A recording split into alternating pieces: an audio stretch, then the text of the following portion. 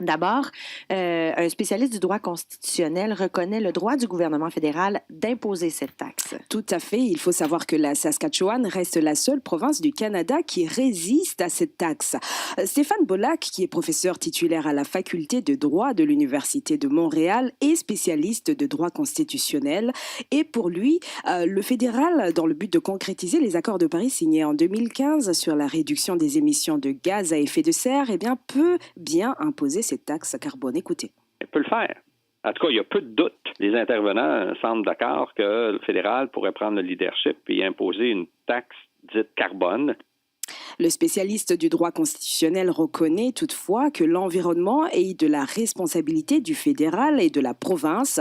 Cependant, il dit que dans ce cas-ci, la seule marge de manœuvre dont dispose la Saskatchewan, en fait, c'est de refuser de recevoir et d'administrer les retombées de la taxe carbone. Je vous propose encore de l'écouter. Là, si la Saskatchewan est dissidente, qu'est-ce qui risque fort, je le répète, d'arriver, c'est que la taxe va être levée en territoire de la Saskatchewan quand même, mais en bout de ligne, ils vont refuser de recevoir les argents, ce qui, dans une large mesure, va juste pénaliser leur industrie. Ce serait assez surprenant. Et quels arguments, justement, Pamela, présente la Saskatchewan pour s'opposer à cette taxe-là? Eh bien, le premier ministre Brad Wall évoque la vulnérabilité des entreprises de la province. Il estime qu'une taxe sur le carbone arriverait au mauvais moment puisque l'économie de la province démontre des signes fragiles de reprise économique. À ce propos, Stéphane Bollack estime qu'il s'agit d'une position somme toute populiste à court terme, mais qui pénalise sur le long terme les entreprises.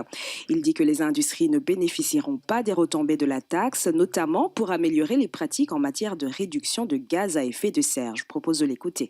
Les industries dites vulnérables vont devoir néanmoins contribuer, puis ils ne recevront pas parce que le gouvernement de la Saskatchewan s'entête à ne pas participer au programme. Donc, ils vont payer, mais aucune industrie va en bénéficier parce que le gouvernement de la Saskatchewan ne veut rien savoir du programme fédéral. Alors, peut-être qu'ils vont se carrer, compter des points politiques à court terme, mais à long terme, ils vont pénaliser leur industrie. Eh bien, Stéphane Bollack estime qu'en refusant d'administrer les retombées de cette taxe, la Saskatchewan se retrouve dans une position dans laquelle elle n'a ni l'argent du beurre, ni le beurre.